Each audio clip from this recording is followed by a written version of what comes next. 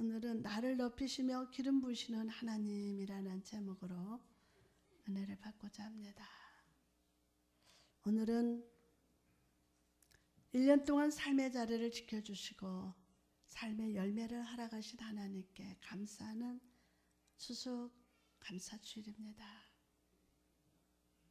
한 해 동안 우리에게는 어려움도 있었고 고난도 있었지만 그럼에도 불구하고 분명히 허락하신 열매가 있음을 보게 됩니다. 그래서 오늘은 하나님께 감사하기를 원합니다. 다 같이 따라합시다. 하나님 감사합니다. 하나님 감사합니다. 하나님 감사합니다. 정말 감사합니다.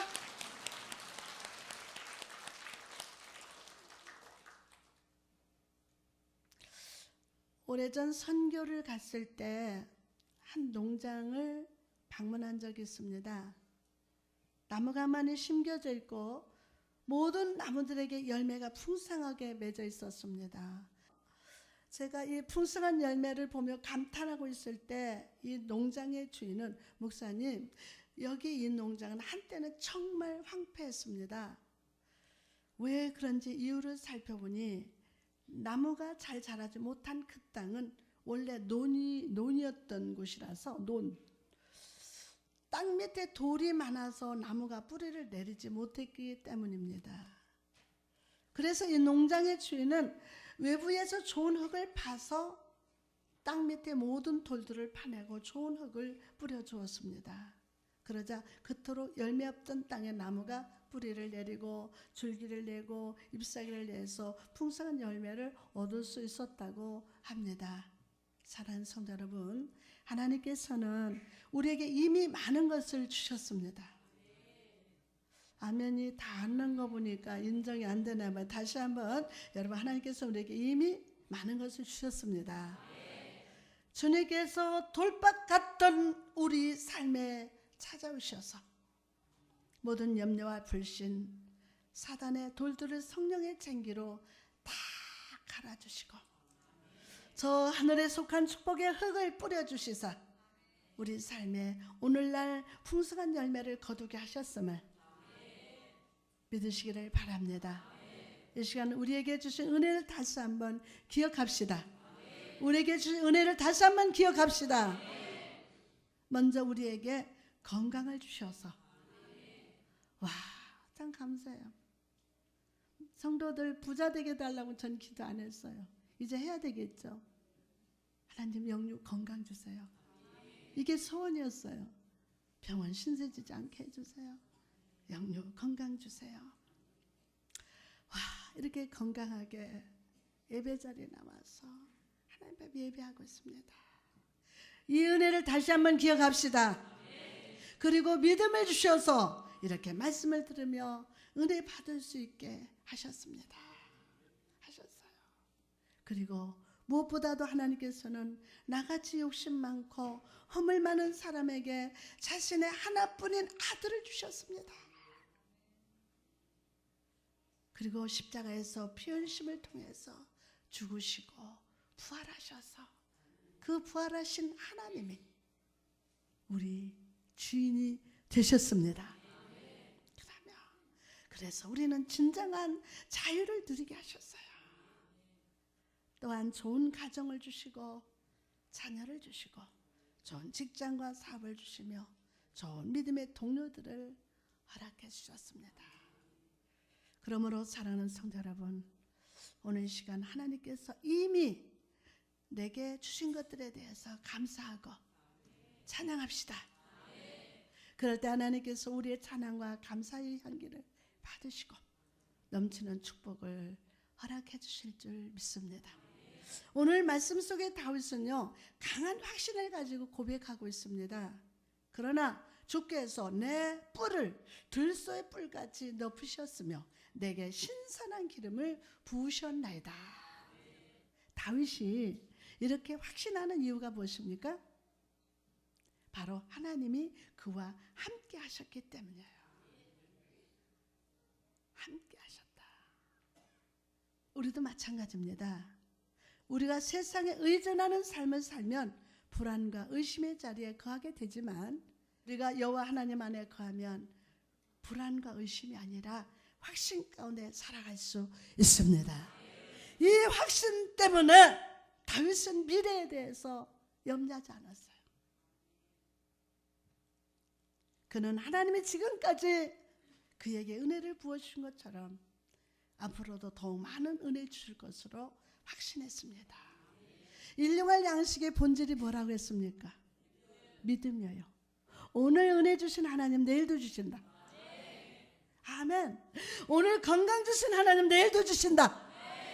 그래서 일용할 양식의 본질이 믿음이에요. 믿음. 지금까지 은혜를 부어주신 것처럼 앞으로도 많은 은혜를 주실 것이다. 그렇다면 믿는 대로 될지어다. 그리고 그 확신으로 이렇게 고백합니다. 내게 신선한 기름으로 부으셨나이다. 여러분, 지난 시간 동안 주님은 우리에게 많은 은혜로 기름 부어주셨어요. 그래서 오늘 이렇게 감사 예배를 드릴 수 있게 된 것입니다. 그러나 더 감사한 사실은 하나님은 더욱 큰 은혜를 예비하시고 우리에게 은혜의 기름을 부어주신다는 겁니다. 은혜를 예비하셨어요. 그냥 어느 날 갑자기 딱 아니에요. 예비하셨어요.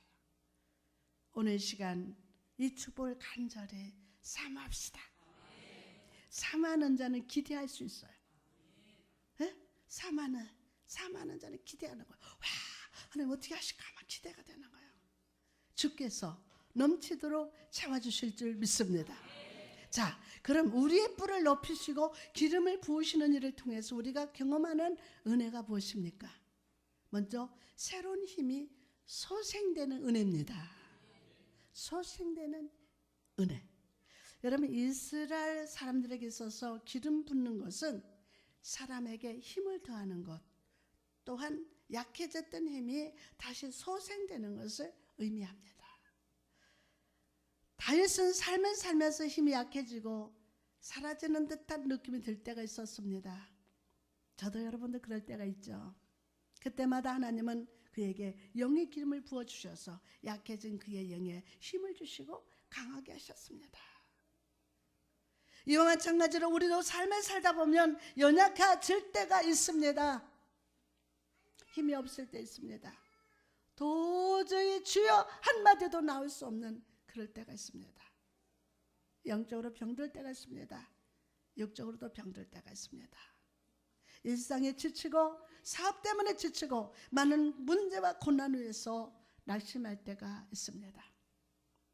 그러나 우리가 넘어지지 않는 것은 우리가 연약할 때 하나님의 풍부하신 은혜가 나타나기 때문입니다. 그 은혜입니다. 아버지 은혜. 이사야 40장 29절에 피곤한 자에게는 능력을 주시며 무능한 자에게는 힘을 더하시나니. 아멘. 혹시 이 자리에 연약한 자가 있습니까? 있을 겁니다. 오늘 풍부한 은혜로 기름을 부어주시기를 간절히 구하시기 바랍니다. 말씀을 들으면서 구하시기 바랍니다. 주여 풍부한 은혜를 부어 주옵소서. 풍부한 은혜로 기름 부어 주옵소서. 세상의 힘과 능력으로 여러분 살아가지 말고 여호와의 은혜의 힘으로 새로워지기를 바랍니다. 그럴 때 진정 강해집니다. 다음으로 더 큰 은혜를 사모하게 됩니다. 어떤 사람에게 기름을 붓는 것의 또 다른 의미는 그 사람을 여러분의 집으로 환영한다는 것입니다. 또한 주인이 준비한 잔치를 누릴 자격이 있음을 의미합니다. 이와 마찬가지로 다윗은 주님께서 신선한 기름을 부으셨나이다 라고 고백함을 통해서 그가 이전에 받았던 은혜보다 더 큰 은혜를 사모했어요. 어제까지 받았던 은혜보다도 오늘 더 큰 은혜를 사모합시다. 할렐루야. 다윗은 그랬어요. 다윗이 양을 돌보는 목자였을 때 하나님은 은혜를 주셔서 곰과 사자의 발톱에서 구원해 주셨어요. 그리고 그가 골리앗 앞에 서 있을 때 하나님은 그의 오른팔에 대어 주셔서 골리앗을 능히 물리치는 은혜를 베풀어 주셨습니다. 그리고 왕이 되었을 때 다윗은 이전의 은혜와는 또 다른 은혜를 기대하면서 하나님을 바라보고 있었어요. 오늘 주신 하나님의 그 은혜보다도 더 큰 은혜를 사모하며 은혜를 예비하신 하나님을 사모합시다. 바라봅시다. 구합시다. 아멘. 그러면 여러분, 하나님께서는 다윗에게 그러셨던 것처럼 우리에게 많은 은혜를 베풀어 주셨습니다. 매일의 삶에 함께 해주시고 때에 따라서 알맞은 은혜의 잔치를 베풀어 주셨습니다. 그리고 은혜로서 우리의 영과 육을 배부르게 해주시고 주의 사랑으로 우리를 품어 주셨습니다. 그러나 잊지 말아야 할 사실은 지금까지 받은 이 은혜보다 더 큰 은혜가 우리 앞에 준비되어졌다는 겁니다. 보이세요? 아멘. 준비되어 있어요. 더 큰 은혜가. 앞으로 올 축복은 더욱 풍부한 축복입니다. 이 사실이 믿어질지어다.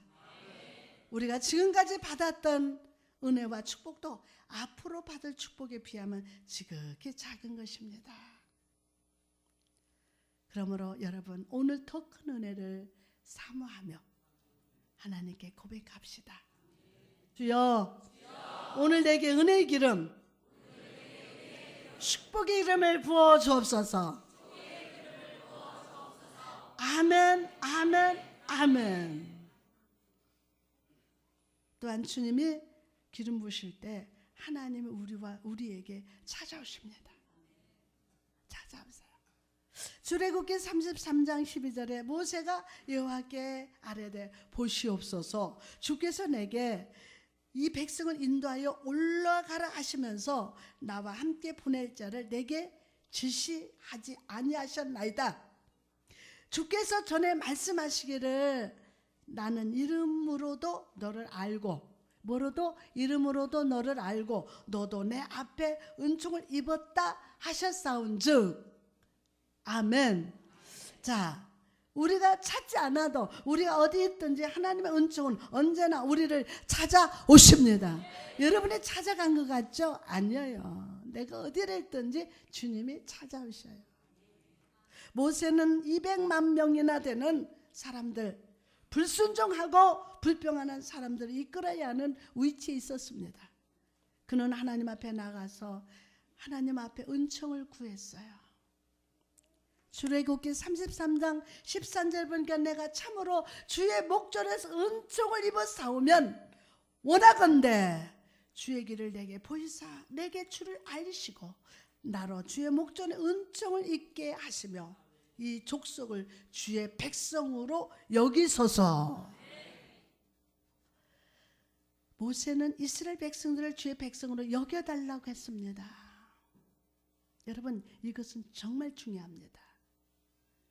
우리가 가진 것들, 우리가 가진 모든 것들, 나의 물질, 나의 가정, 나의 환경, 모든 것을 주님의 것으로 돌릴 때 우리는 하나님의 은총을 받는 사람이 되기 때문입니다.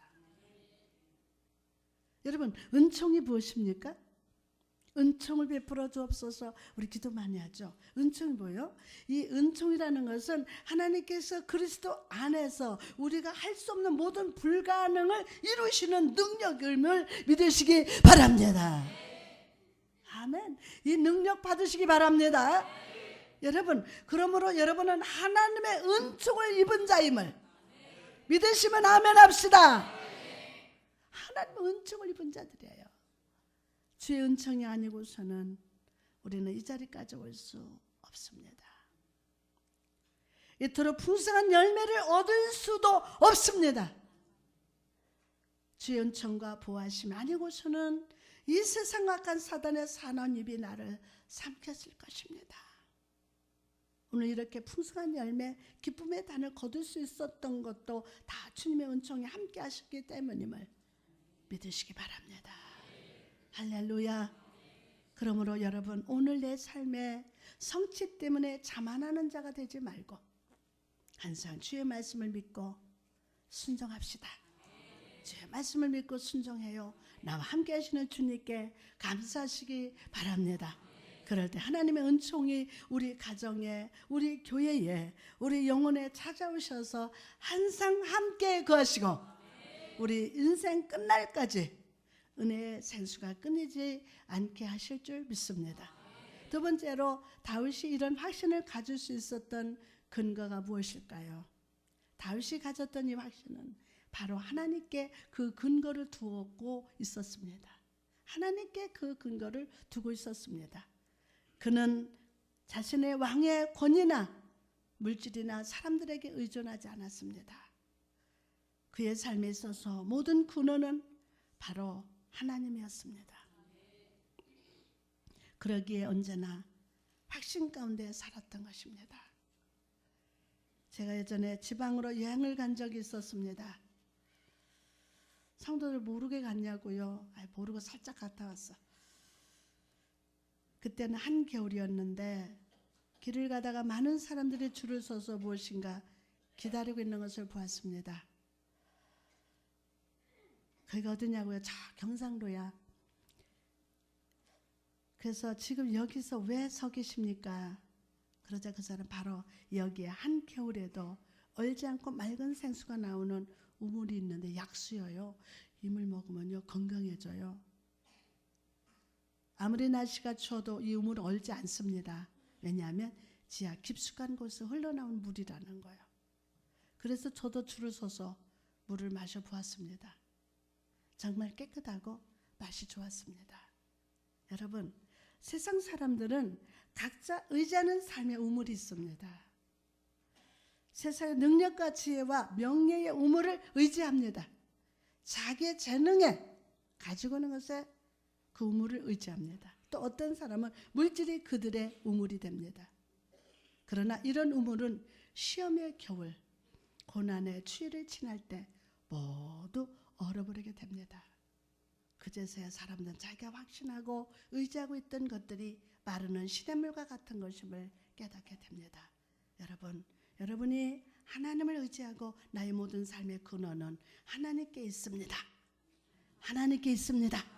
라고 고백하면 주님은 영원히 마르지 않는 생명수를 삶 속에 공급해 주심을 믿으시기 바랍니다.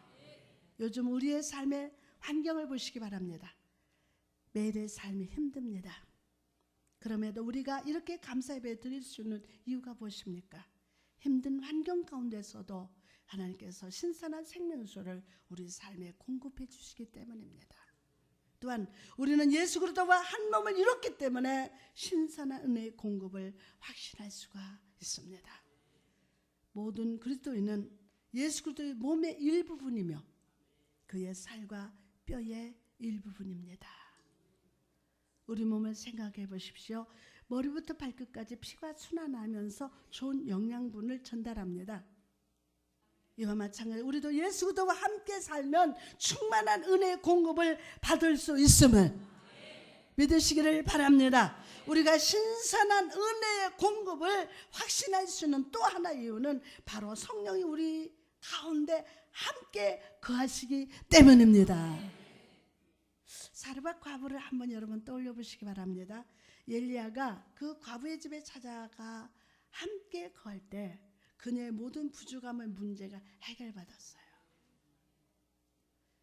이는 엘리야와 함께 하신 하나님이 그의 집에 복을 주셨기 때문입니다. 아멘. 여러분, 주의 종이 여러분을 중보 기도가 끊이지 않는 거. 아멘. 이게 큰 축복이에요. 여러분이 알아주든 안 알아주든 주의 종이 여러분에서 계속 기도하는 거. 이게 끊지면 안 돼요. 엘리야와 함께 하신 하나님이 그의 집에 복을 주셨어요. 이와 마찬가지로 우리 안에는 성령님이 거하고 계십니다. 그리고 성령이 우리와 함께 하시는 한 우리 삶 속에 기름병과 가루통은 절대로 메마르지 않습니다. 오늘 이 크신 은혜에 감사하며 다 같이 감사의 박수 올려드립니다. 하나님 감사합니다. 마지막으로 하나님께서 주신 확신은 삶 속의 두려움을 몰아낸다는 사실입니다. 우리가 삶을 살면서 완전한 확신을 갖지 못하면 우리 영혼은 두려움으로 가득 차게 됩니다.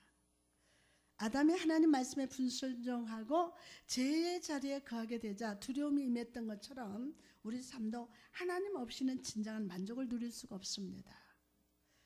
프랑스에서 출판된 일류지웅이라는 미술 잡지를 본 이런 그림이 있습니다. 어떤 기부인이 거울 앞에서 좋은 보석과 좋은 옷을 입고 화장을 합니다. 그런데 거울 속에 비치는 모습은 뼈만 앙상한 해골이 비춰지는 그림입니다. 여러분, 이 그림이 주는 메시지가 무엇입니까? 너가 아무리 잘 가꾸어도, 다시 한번, 너가 아무리 잘 가꾸어도 그 육체의 미래는 해골이라는 것을 알라 라는 것입니다.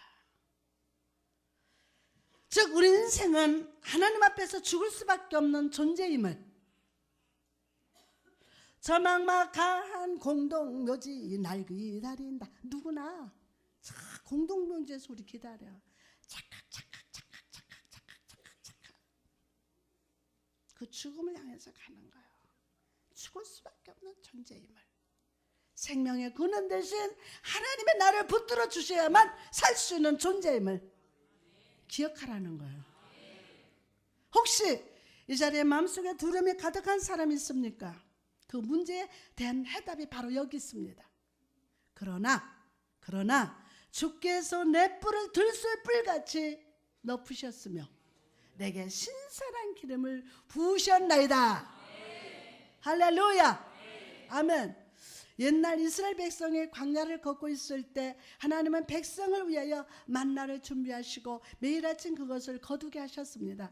그런데 여기서 중요한 사실이 하나 있습니다. 하나님은 매일 먹을 만큼만 거두게 하셨다는 사실이에요.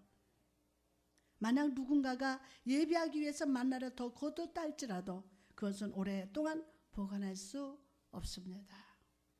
하루가 지나면 그 벌레가 나고 썩어지기 때문입니다. 여러분, 우리도 마찬가지입니다. 여러분의 자신의 미래를 위해서 힘을 예비하고 물질을 예비하고 능력 있는 사람과의 관계를 예비한다 할지라도 그것은 곧 썩어집니다. 왜냐하면 그것은 하나님께부터 온 것이기 때문에요. 그러므로 오늘 겸손히 주 앞에 서서 오늘 주시는 은혜를 구합시다. 오늘 주시는 은혜를 받아야, 아멘, 내일을 안심하고 살아요. 오늘 은혜 없는 사람은 또 불안해. 주여, 저는 죄인입니다. 저의 손에는 아무것도 없습니다. 나의 삶에 은혜를 내려 주옵소서 라고 구하시기 바랍니다. 그럴 때 여러분 삶 속에 은혜의 만나가 충만히 내릴 줄 믿습니다. 여러분, 주일날 예배 나와서 주시는 은혜만으로 만족하지 말고 매일 주시는 은혜를 사모합시다. 매일의 삶 속에서 하나님을 온전히 의지하고 그분께 예배하는 삶을 살아갑시다. 그럴 때 우리 삶 속에서 빈곤이라는 단어는 사라지게 됩니다. 모든 두려움은 사라지게 됩니다. 그리고 매 순간 은혜의 만나를 부어주시는 하나님으로 인하여 확신 가운데 살아갈 수 있음을 믿으시기 바랍니다.